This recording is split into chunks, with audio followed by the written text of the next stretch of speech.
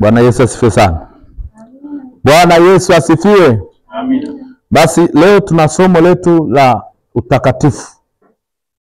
Somo lina kichwa kinasema utakatifu.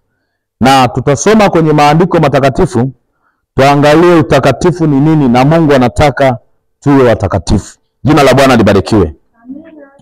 Fungua kitabu chako sasa cha Biblia, waraka wa kwanza wa Petro. Waraka wa kwanza wa Petro, sura ile ya kwanza.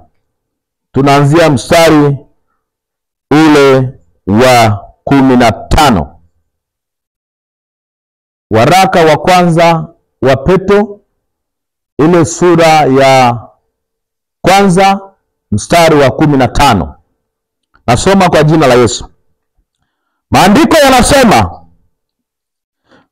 bali kama yeye aliyewaita alivyo mtakatifu, ninyi nanyi iweni watakatifu katika mwenendo wenu wote, kwa maana imeandikwa, mtakuwa watakatifu kwa kuwa mimi ni mtakatifu. Bwana Yesu asifiwe sana. Amina. Biblia inasema ya kwamba bali kama yeye aliyewaita alivyo mtakatifu, ninyi nanyi iweni watakatifu. Bwana Yesu asifiwe sana. Iweni watakatifu katika mwenendo. Jina la Bwana libarikiwe. Na hapa ndipo kanisa lilipoacha kutembea katika njia za utakatifu. Mungu anataka tuwe watakatifu. Jina la Bwana libarikiwe. Amina. Mungu anataka tuwe watakatifu. Watu wamejisahau, wameacha utakatifu. Lakini Biblia inasema iweni watakatifu. Mungu anataka tuwe watakatifu kama yeye alivyo mtakatifu.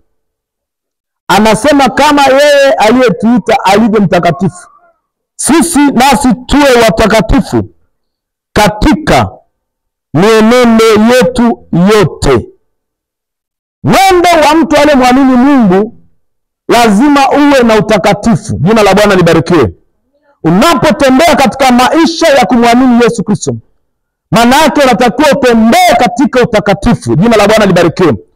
Utembee katika utakatifu.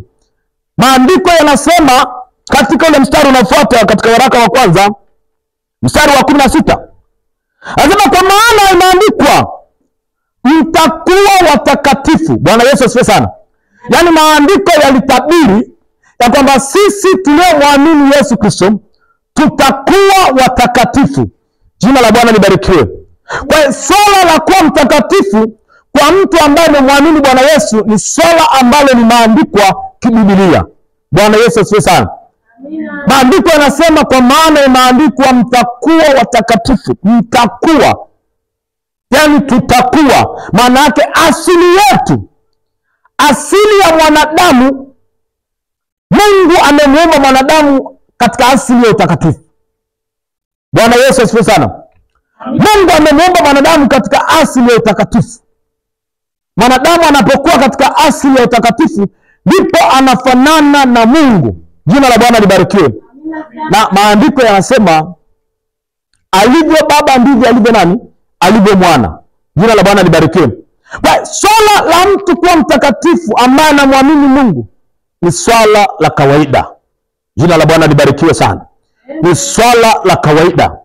Ukisha mwamini Bwana Yesu, neema ya kukuwezesha kutembea katika utakatifu ni swala la kawaida. Jina la Bwana libarikiwe sana. Bwana Yesu asifiwe sana. Maandiko yanasema mtakuwa.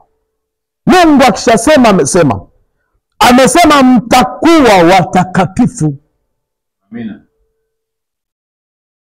Ukishakuwa ndani ya kanisa, ukishakuwa mwamini, unamwamini Yesu Kristo, swala la uchafu kwenye maisha yako sio swala lako. Wewe unatakiwa uwe mtakatifu.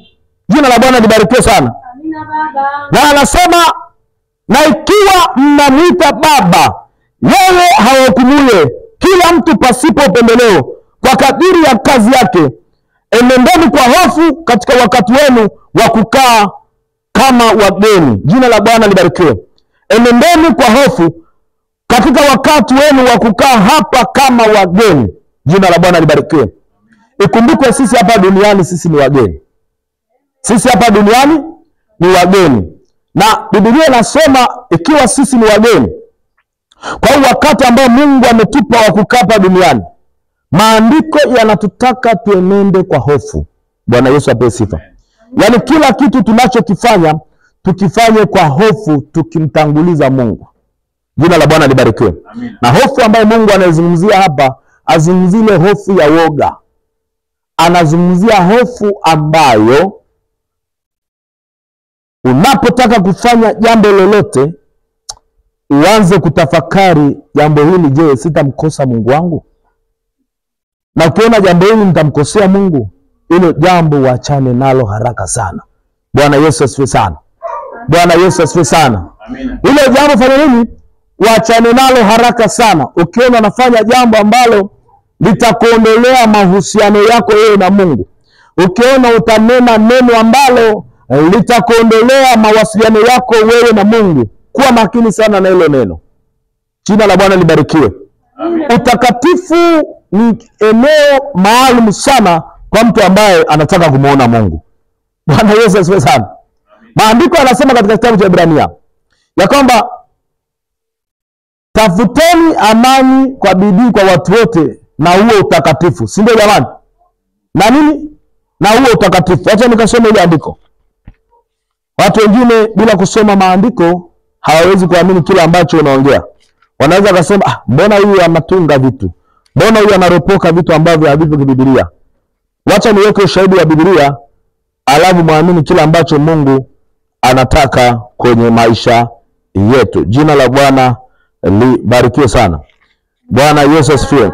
Waebrania sura ya 12 mstari wa 14. Maandiko yanasema, tafuteni kwa bidii kuwa na amani na watu wote na huo utakatifu ambao hapana mtu atakayemwona Bwana asipokuwa nao. Bwana Yesu apewe sifa. Nasikiza ndugu yangu hapo. Biblia inasema hivi kwamba tutafute kuwa na amani na watu wote. Lakini pia haitoshi kuwa na amani. Anasema na huo utakatifu. Somo nalohubiri leo linasema utakatifu. Na kumekuwa na watu wengi leo hawajui maana ya utakatifu. Lakini tunapokuwa tumemwamini Bwana Yesu, tunaanza kujua utakatifu ni jambo la muhimu sana, hata kama umemwamini Bwana Yesu. Jina la Bwana libarikiwe sana. Unaweza ukawa umemwamini Yesu lakini ukawa Yesu mtakatifu, kuamini kwako haisaidii. Bwana Yesu asifiwe sana. Kuamini kwako Yesu pasipo utakatifu haitakusaidia chochote. Kwa maana Biblia hii inasema kutafuta amani kwa watu wote, lakini pia kuwa na huo utakatifu. Na inasema hakuna mtu atakayemuona Mungu asipokuwa na huo utakatifu. Amina Baba. Bwana Yesu asifiwe sana. Kwa tunaona utakatifu ni jambo la msingi sana. Utakatifu ni jambo la msingi sana kwa muamini. Utakatifu ni jambo la msingi sana kwa Mkristo. Bwana Yesu asifiwe sana. Amina Baba. Unapokuwa umemwamini Yesu katika viwango vyovyote vile, unapaswa kutembea katika utakatifu. Unapaswa kutembea katika hofu. Jambo lolote unalotaka kufanya, kabla hujafanya, uanze kuwaza, je, hili jambo liko sawa? Sio dhambi, sio chukizo. Neno lolote utakalonena, kabla hujanena, je, hili neno liko sawa? Jina la Bwana libarikiwe. Maana Wakristo wengine hawajui hata maneno ni dhambi. Maneno yanaweza yakaondoa utakatifu, maneno yanaondoa uwepo wa Mungu kwa mtu, maneno yanaondoa upako, maneno yanaweza yakaondoa nguvu ya Mungu kwa mtu. Bwana Yesu apewe sifa. Amina. Hebu tuangalie kitabu cha Mathayo sura ya 12. Kwa habari ya utakatifu. Watu wanajua utakatifu ni matendo tu. Utakatifu ni pamoja na maneno yetu tunayozungumza katika vinywa vyetu. Yanajumlisha kitu kimoja na yanaunda kitu kinachoitwa utakatifu. Bwana Yesu asifiwe sana. Amina. Jina la Bwana libarikiwe sana. Amina sana. Haleluya. Mathayo sura ya 12 mstari wa 36. Sikiliza hilo. Basi Mathayo 12:36. Basi nawaambia, kila neno lisilo na maana watakalo linena wanadamu, watatoa hesabu ya neno hilo siku ya hukumu. Bwana Yesu asifiwe sana. Naomba nirudie tena. Anasema hivi, basi nawaambia, kila neno lisilo na maana watakalo linena wanadamu, watatoa hesabu ya neno hilo siku ya nini jamani? Jina la Bwana libarikiwe. Kwa hiyo kuna siku ya hukumu. Bwana Yesu asifiwe sana. Jumapili tulikuwa na somo zuri sana. Jumapili tuliona hukumu ya Mungu ni baada ya mtu kufa. Unajua Mungu hahukumu kama mwanadamu. Hakuna mwanadamu anaweza kumhukumu mtu baada ya kufa. Ni Mungu peke yake. Mungu pekee ndiye anaweza kumhukumu mwanadamu baada ya kufa. Lakini hata hakimu leo anataka kumhukumu mwanadamu akiwa hai. Lakini hukumu ya Mungu juzi tuliona ni tofauti na hukumu ya mwanadamu. Bwana Yesu apewe sifa. Sasa tunaposoma Biblia Mathayo 12 na tunaposoma huu mstari wa 36, kwa sababu hapa tuko tunajifunza, tunaona kwamba hata maneno yanaweza yakaja kutusimamisha mbele za Mungu na tukahukumiwa. Bwana Yesu asifiwe sana. Amina. Kwa namna ambavyo nimesikiliza hapa, Biblia inasema kwamba neno lolote, umesikia? Yaani neno lolote lile, neno lolote utakalo lizungumza wewe kwa kinywa chako, wewe utakalo lizungumza, Biblia inasema lisilo na maana. Ukumbuka hapa sasa kuna maneno yenye maana na maneno yasiyo na maana. Sasa Mungu anasema neno lisilo na maana atakalo linena mwanadamu, atalitolea hesabu ya neno hilo siku ya. Bwana Yesu apewe sifa. Amen. Kila mwanadamu aliyezaliwa na mwanamke ana siku yake ya hukumu mbele za Mungu. Bwana Yesu apewe sifa sana. Ana siku yake ya hukumu mbele za nani? Mbele za Mungu. Sasa kama mwanadamu huyu ana siku yake ya hukumu mbele za Mungu, kwa nini usiishi kwa hofu? Ukijua kila mtakalo linena ya kwamba uhakikishe neno hili liko sahihi. Bwana Yesu apewe sifa. Uhakikishe neno hili liko sahihi, kwa sababu Mungu, hukumu za Mungu zinatisha. Na utakatifu kama umeonekana kwenye maneno, umeonekana kwenye mwenendo. Kitabu kile cha waraka wa Petro wa kwanza, sura ya kwanza, tumesoma mstari wa 15 na wa 16. 15 pale anasema tuangalie na tuwe na watakatifu katika mienendo yetu yote. Mwenendo wa Mkristo anaishi anapaswa kuwa na utakatifu. Bwana Yesu asifiwe sana. Hata mavazi yanajumuisha utakatifu. Tumekuwa na leo watu wanasema Mungu angalii mwili, Mungu anaangalia moyo. Bwana Yesu asifiwe sana.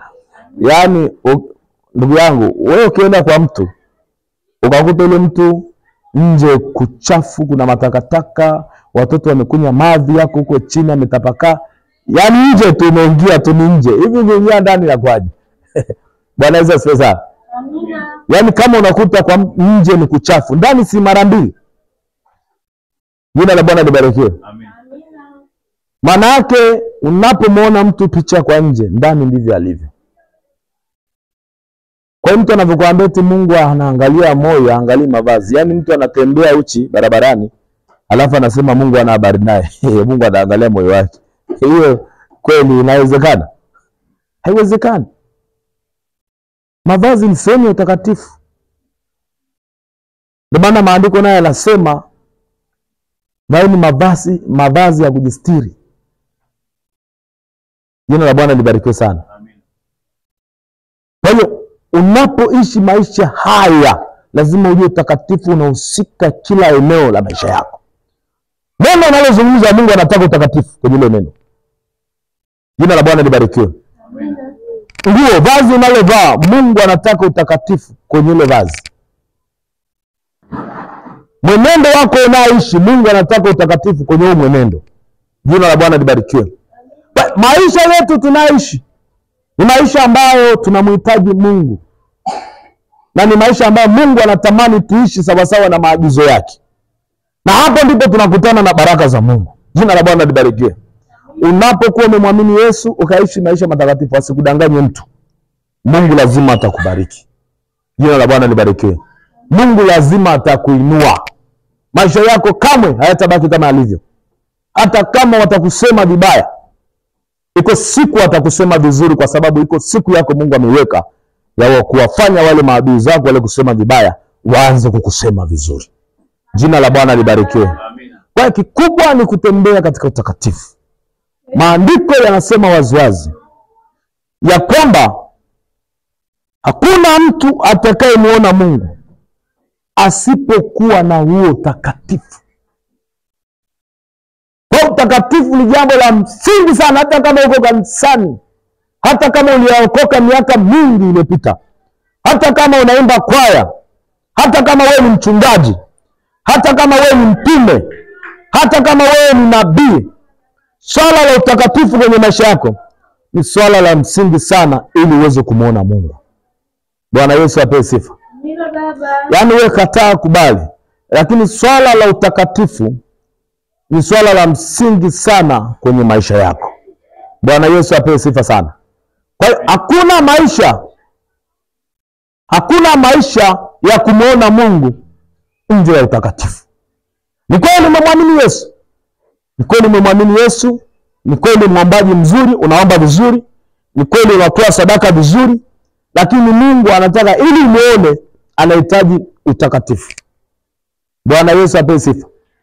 Bwana Yesu asifiwe sana. Na hata katika maneno tunayozungumza, Mungu anataka tuzungumze maneno ya maana. Hebu tuangalie hata Waefeso sura ya 4. Kitabu cha Waefeso sura ya 4. Utaona uzito katika maneno,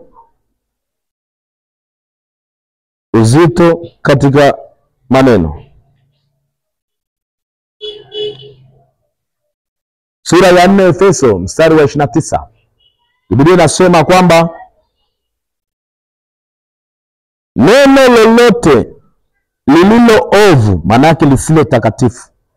Neno lolote lililo, maana yake lisilo takatifu, lisitoke. Sikiliza, yaani Mungu ana maneno ya ajabu. Anasema lisitoke wapi? Anasema lisitoke vinywani mwenu.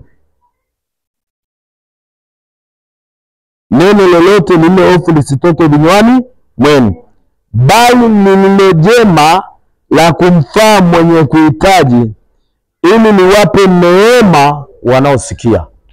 Bwana Yesu asifiwe sana. Amina. Kwa hiyo neno lolote lililo ovu lisitoke vinywani mwetu. Bwana Yesu asifiwe sana. Amina. Anasema bali neno lililo jema, neno lililo jema ambalo sasa litamfaa yeye asikiaye. Jina la Bwana libarikiwe. Kuna neno ambalo ukizungumza mtu wa Mungu, mtu fulani akapita likasikika kwenye masikio yake, linampa neema ya kusonga mbele. Bwana Yesu asifiwe sana. Linampa neema ya kwenda mbele. Hata kama alikuwa amekata tamaa, anaanza kuona tena nuru ya kusonga mbele. Kwa nini? Kwa neno lako lile ambalo umezungumza, ambalo lenyewe lina neema ndani yake. Bwana Yesu asifiwe sana. Bwana Yesu asifiwe sana. Twende tukaangalia Zaburi ya 16. Zaburi ya 16. Bado tuko kwenye utakatifu. Zaburi ya 16.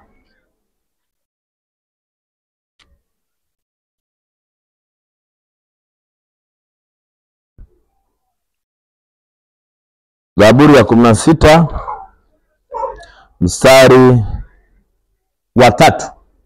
Maandiko yanasema, watakatifu waliopo duniani. Bwana Yesu asifiwe sana. Amina. Watakatifu waliopo wapi? Duniani. Ndio walio bora. Hao ndio ninaopendezwa nao. Bwana Yesu asifiwe sana. Amina. Mungu anafahamu duniani kuna watakatifu. Lakini unakuta mtu anakuambia eti hakuna mtakatifu. Ushakutana sana na maneno kama haya. Maneno ya kejeli. Yaani mtu anajimbia neno hilo maana yake anamkejeli Mungu. Anakuambia duniani hakuna mtakatifu, kitu ambacho hakipo. Bwana Yesu asifiwe sana. Amina. Duniani kuna watakatifu. Na Mungu anasema watakatifu walioko duniani hao ndio walio bora. Jina la Bwana libarikiwe. Kwa hiyo kama uko duniani sio mtakatifu, wewe una ubora. Yaani Mungu akikutazama wewe hauna ubora. Wewe si bora, kwa lugha rahisi. Wewe si bora. Kama uko duniani si mtakatifu, wewe si bora. Lakini Mungu anasema watakatifu waliopo duniani hao ndio walio bora. Anasema hao mimi napendezwa nao. Bwana Yesu asifiwe sana. Sasa mtakatifu anaonekana ni anaonekana aliyoko duniani, sio aliyokufa. Kuna baadhi ya mafundisho ya watu wanafundisha kwamba mtu akishakufa ndio mtakatifu, kwamba kwa sababu amekufa hawezi kutenda tena dhambi. Bwana Yesu asifiwe sana. Ile fundisho ni fundisho potofu, yaani sio sahihi kabisa. Wewe umemwamini Yesu na unampenda Bwana Yesu na unatembea njia zako unajua ziko sahihi. Yaani kunena kwako unanena kwa hofu. Unanena vitu ambavyo unajua ni sahihi, ni vya ukweli. Mwenendo wako unajua uko sawa. Jina la Bwana libarikiwe. Amina. Kile unachofanya unajua kiko sawa. Maana yake wewe ni mtakatifu. Bwana Yesu asifiwe sana. Amina. Wewe ni nani jamani? Mtakatifu. Wewe ni mtakatifu. Amen. Bwana Yesu asifiwe sana. Amina. Na Mungu anabarikiwa na wewe, anapendezwa na wewe. Kwa swala la utakatifu ni swala la mtu aliyemwamini Mungu. Na Biblia inasema utakatifu uliwekwa tangia misingi ya ulimwengu ilipowekwa kwa ajili ya watu wa Mungu. Bwana Yesu asifiwe sana. Twende tukasome maandiko mengine ili msimu kasema labda mimi nadanganya. Zaburi 96 mstari wa 9. Zaburi 96 mstari wa 9. Sikiliza. Maandiko yanasema, mwabuduni Bwana kwa uzuri wa utakatifu. Mwabuduni Bwana kwa uzuri wa utakatifu. Zaburi 96 mstari wa 9. Anasema mwabuduni Bwana kwa utakatifu. Unaona hapo kwamba Mungu anataka tumwabudu lakini kwa utakatifu. Jina la Bwana libarikiwe. Sasa nafuata anasema tetemekeni mbele zake nchi yote. Jina la Bwana libarikiwe. Amina. Petro kule waraka kwanza Petro sura ya kwanza tumesoma, anasema tuenende mbele zake kwa nini? Kwa hofu. Daudi hapa anasema tetemekeni mbele zake nchi yote. Bwana Yesu asifiwe sana. Amina. Bwana Yesu asifiwe sana. Kwa swala la utakatifu litabaki kuwa pale pale, kwamba hakuna mtu atakayemwona Mungu asipokuwa na huo utakatifu. Awe ni shemasi, awe ni mchungaji, awe ni nabii, awe ni mtume, awe ni nani, kama hana utakatifu ndani yake, kamwe never sau hawezi kumwona Mungu. Bwana Yesu asifiwe sana. Kwa swala la utakatifu ni swala la msingi sana kwa mwanadamu yeyote ambaye anayo imani ya kutaka kumwona Mungu siku ya mwisho na siku atakayoondoka hapa duniani. Bwana Yesu asifiwe sana. Na kumwona Mungu kwa nakosema, asemi kumwona Mungu kana kwamba unambalishia. Maisha ya mwanadamu yamewekewa mipaka. Mwanadamu anaishi, lakini kuna mahali ambapo Mungu ameweka mpaka, akifika hapo hawezi kupita tena. kuna siku mwanadamu amewekewa ya kuondoka duniani. Akubali akatae, ataondoka duniani. Na maisha yetu tunaishi sasa, hayo ndio yatatupangia tukaishi wapi baada ya maisha haya. Hakuna dua wala maombi ya kumfanyia mtu aliyekufa ili aende peponi. Huo ni uhuni na ni uongo mtupu na ni utapeli. Bwana Yesu asifiwe sana. Amina. Hakuna kitu kama hicho. Mwanadamu anaishi maisha matakatifu huku akiwa amemwamini Yesu Kristo kuwa Bwana na Mwokozi wa maisha yake, na siku moja atakapomaliza maisha haya ndipo atamuona Mungu. Amina Baba. Bwana Yesu asifiwe sana. Amen. Bwana Yesu asifiwe sana. Amen. Lakini tofauti na hivyo, jidanganye, jifariji, kamwe hautamuona Mungu usipokuwa na utakatifu. Bwana Yesu asifiwe sana.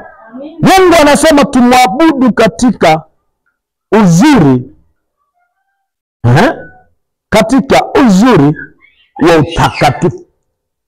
Kama mna utakatifu ndani ya mwanadamu, mwanadamu hana sifa ya kumwabudu Mungu. Mwanadamu anakuwa na sifa ya kumwabudu Mungu anapokuwa mtakatifu. Ni kwa nini? Ni kwa sababu waraka wa Petro wa kwanza sura ya kwanza na ule mstari 16 na 17 anasema, iweni watakatifu kama mimi nilivyo mtakatifu, kwa maana imeandikwa mtakuwa watakatifu. Bwana Yesu apewe sifa. Amina. Imeshaandikwa tutakuwa watakatifu. Kwa swala la kuwa na utakatifu sio swala la kuumiza kichwa. Ukishamwamini Yesu kuwa mtakatifu ni lazima. Hiyo neema tayari ipo juu yako na Mungu ameshaiweka juu ya maisha yako. Bwana Yesu asifiwe sana. Amina. Bwana Yesu asifiwe sana. Amen. Zaburi 93 mstari wa 5. Zaburi 93 mstari wa 5, maandiko yanasema, shuhuda zako ni amini sana, utakatifu ndio uifao nyumba yako, e Bwana, milele na milele. Bwana Yesu asifiwe sana. Zaburi 93 mstari wa 5, Daudi anasema, sikiliza maneno haya, shuhuda zako ni amini sana, utakatifu ndio ufaao nyumba yako Bwana, milele na milele. Amina. Bwana Yesu asifiwe sana. Kwa hiyo shuhuda za Mungu ni amini sana, lakini Daudi anachosema hapa, anasema utakatifu ndio ufaao nyumba yako, yani kanisa lake. Mahali popote ukiingia ukiambiwa hii ni nyumba ya Mungu, kitu cha kwanza ambacho unatakiwa uanze kukiona wewe ulioingia pale, unatakiwa uanze kuona utakatifu, si ndio jamani? Bwana Yesu asifiwe sana. Hivi unaweza kuingia baa leo kaona utakatifu? Si utaona tu wanawake wengine wamevaa uchi, wengine maziwa yako juu, yako uchi, wengine mapaja yako juu, yako uchi. Hapo utakatifu haupo. Lakini unapoingia kanisani ni mahali ambapo unategemea kuona utakatifu. Amina. Anasema utakatifu ndio ufaao nyumba yako. Sisi kwa watakatifu ni jambo ambalo limeshasemwa. Bwana Yesu asifiwe sana. Jina la Bwana libarikiwe. Kwa lazima tujue swala la utakatifu ni swala ambalo Mungu ameweka kwa mwanadamu aliyemwamini. Na mahali ambapo utakatifu unapatikana ni mahali ambapo mwanadamu anapomwabudu Mungu wa kweli. Unapomwabudu Mungu wa kweli, lazima uwe mtakatifu na lazima maisha yako yabadilike. Bwana Yesu asifiwe sana. Bwana Yesu asifiwe sana. Somo la utakatifu ni somo la maana sana katika kanisa. Kanisa limeacha njia ya utakatifu. Watu wameacha kutembea kwenye utakatifu. Watu wameacha kunena maneno ya utakatifu. Watu wameacha kutembea kwenye mwenendo ya utakatifu. Watu wameacha kutembea katika njia ya utakatifu. Watu wameacha kuvaa mavazi ya utakatifu. Yako mavazi ya utakatifu. Ukivaa vazi, mtu anajua kabisa huyu vazi hili ni takatifu.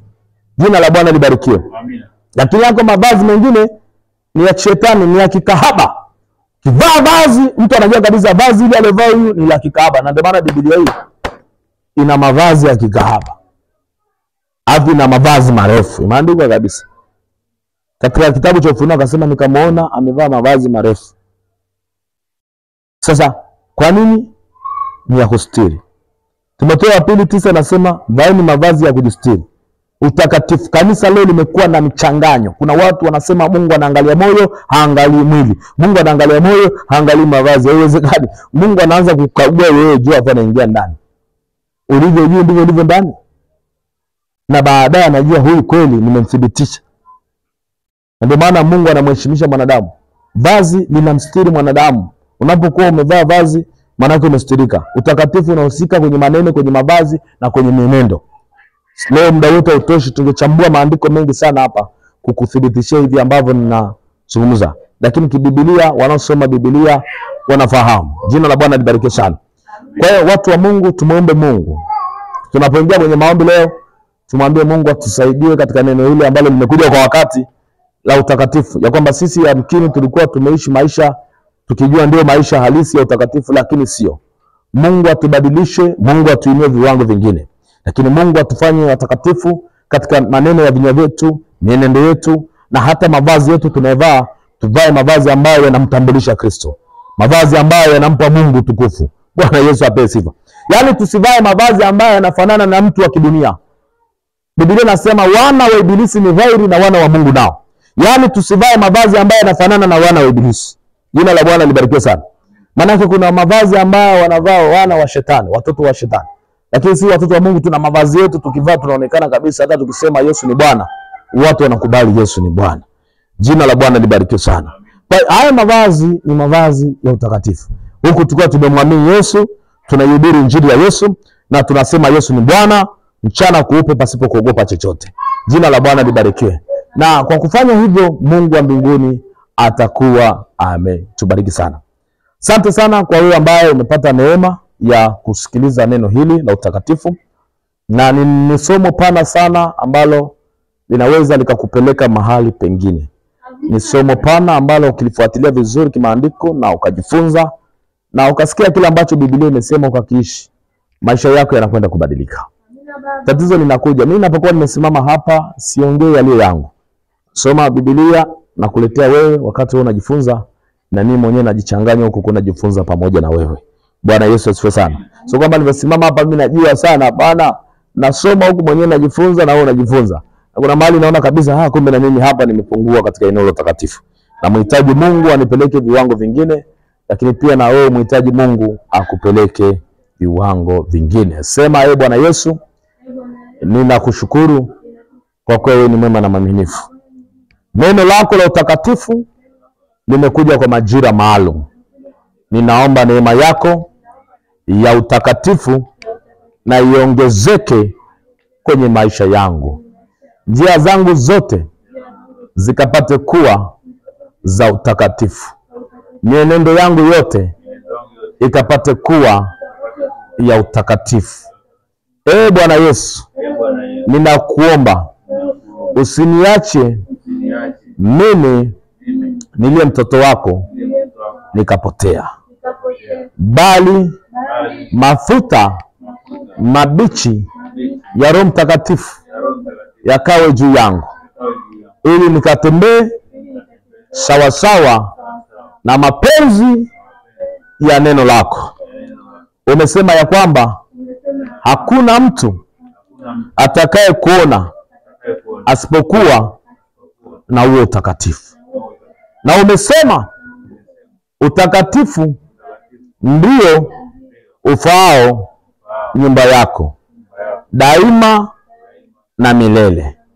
Bwana Yesu, ninakushukuru kwa neno lako jioni ya leo. Ninaamini neema yako itanisaidia nitembee sawasawa na maagizo ya neno lako. Asante Bwana Yesu kwa kunipa neema na kibali cha kusikia neno lako jioni ya leo.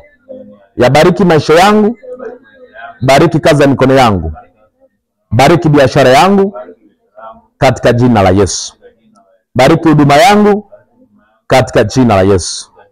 Asante Yesu kwa neema yako na kwa mkono wako, katika jina la Baba na la Mwana na la Roho Mtakatifu. Amen.